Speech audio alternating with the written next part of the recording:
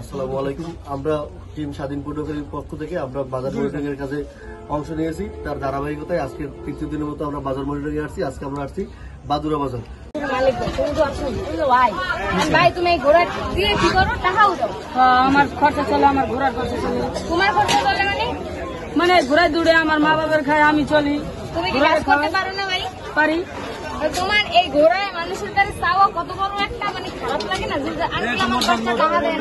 আমি তো মনে করেন অনেকদিন আল্লাহর নাম বেঁচে আমি তো আল্লাহর নাম রোডটা বন্ধ হয়ে যায় ভাই, একটু ঘুরতে হইলাম। জি জি অবশ্যই একটু ঘুরতে হইলাম, একটা সাইডে যান।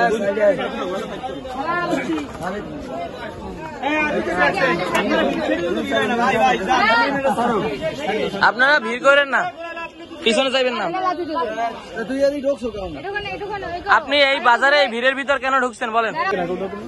আমরা উঠি যেমন আমাকে মা বাপ চলে, আমরা ঘোড়া লই চলি। অনেকজনের যাই, যে ভালো লাগে যায়, না লাগে যায় না। তোমার ইনকামের পথ কি এটা? হ্যাঁ ভাই, এই যার দ্বারা যাই। তুমি তো মানানসই আমাদের মতোই। হ্যাঁ, কিন্তু আমাদের মতোই।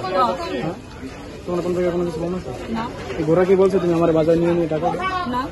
তাহলে তুমি কেন উঠো? তুমি কিভাবে ভাই ভাই উড়ে আমার শখের বিষয় 2-4 দোকান যায়। তোমার কিভাবে তুমি অন্য কাছ থেকে টাকা নিয়ে তোমার নিজের পকেট গরম করাটা কি শখ? না ভাই, কাজ তো পাই না ভাই। আমি তো কাজ নাই। কোথায় কাজ নাই? তুমি কোনো বিরোধী দল থেকে আসছো? আমি আমার বাসা হয়েছে ধরান দিবে যাই। ভাই বাসা দিলে যদি আমাদের লাভ নম্বর শুনে বাসা ধরান দিছি না ওরে। এই জায়গায় আসছে মানে ঘুরি, গ্রাম টেরাম ঘুরে চাল টাল উঠাই। এটা তোমার পথ তোমার বাসা কি আছে? আমার বাসা আম্মু আছে, আব্বু আছে। তোমার আব্বু কি করে? আমার আব্বু ব্রিকফিল্ডের মিস্ত্রি। তোমার আব্বু যদি মেস্তুরি তুমি একটা কাজ করো, ব্রিক ফিল্ডে তো কাজ করতে পারো। তুমি ঘোড়া নিয়ে তুমি তো ঘোড়া নিয়ে কেন? ঘোরা নেই, ঘুরি ভাই শখের বিষয়। শখের বিষয়ে তুমি টাকা উঠাইতে পারবা না। ঠিক আছে বুঝি কি জানি ঘরে গেলে চাল খাওয়ায় না জানি কি আরো কি জানি বলে ওরা। টাকা টোকা দেয়। টাকা দিয়ে ওরা অনেকেরই ঠকাই নিয়ে যায়। এরকম উপায় ওরা ব্যবহার করে। এরকম হয়রানি আপনি নেক্সট টাইম না করেন। চলে যাও ওদের থেকে, এখনই চলে যাও, এখনই চলে যাও। নিয়ে ঘোড়াকে সুন্দর করে ঘাসে বাঁধো। হ্যাঁ তুমি কাজ করবা? আচ্ছা তুমি ফটো তুলতে। ভাই এরপর তো বাদুরা বাজার আইসা আমরা একটা ফ্যাক্টরি পেয়েছি। ফ্যাক্টরিটা হচ্ছে শাওন বেকারি। তো আইসা এখানে আমরা পেয়েছি, এখানে আমরা ডালডা ইউজ করতেছিল, ওনারা অনেক নিষিদ্ধ রং ইউজ করতেছিল এবং ওনাদের পরিবেশ খুবই নোংরা ছিল। এবং ওরা যেখানে খাবার দাবার তৈরি করে ওইখানে একটা বিছানা ছিল, এখানে ঘুমায়। তো এইখানে আপনি পরিবেশ দেখে কিছুই মনে হবে না যে এটা কোনো ফুড ফ্যাক্টরি। তো আমরা আমাদের জেলা ভোক্তা অধিকার অধিদপ্তরের স্যারের সাথে কথা বলছি। স্যার বলেছেন যে ওনাদেরকে আজকে একটা মুসলিকা নিয়ে তারপরে হচ্ছে গিয়া ছেড়ে দিতে, যে আপনার ওই দিন এত সময়ের ভিতরে আমরা এই জিনিসগুলো ঠিক করব। তো আপনি যেহেতু আপনাদের বিএসটি এর অনুমোদন নাই, আমাদের বাংলাদেশের ফুড সেক্টরের নীতিমালা অনুযায়ী আপনার বিএসটি এর অনুমোদন ছাড়া কেউ ডালডা ইউজ করতে পারবে না এবং রং ইউজ করতে পারবে না।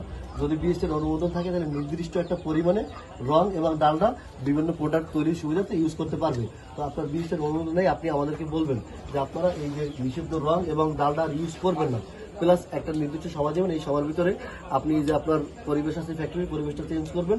আপনার যতগুলো ওয়ার্কার আছে তারা এখানে ঘুমাবে না এবং তাদেরকে একটা নির্দিষ্ট পোশাক তৈরি করে দেবেন, যেই পোশাক দিয়ে আপনার খাবার প্রোডাক্ট ইউজ করে খাবার যদি বানায় তাহলে এটা মানসম্মত হবে এবং তারা গ্লোভস ইউজ করবে এবং পরিষ্কার পরিশোধন হয়ে তারপরে খাবার ইউজ করবে। এটা আপনি কতদিনের ভিতরে ইনশিওর করবেন এটা আমাদেরকে বলবেন।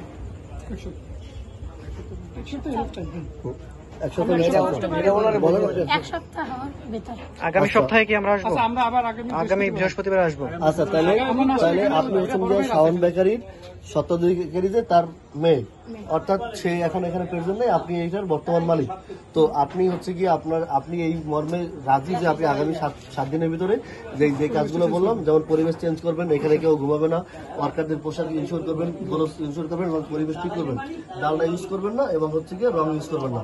এই মর্মে আপনারা মুস্তাকা দিচ্ছেন। যদি আপনারা 1 সপ্তাহ পরে এসে আমরা না পাই এইভাবে যেভাবে বলছেন আপনার কথা ঠিক না পাই, তাহলে আপনার বিরুদ্ধে আইনানুগ ব্যবস্থা নেবেন। ঠিক আছে, আইন অনুযায়ী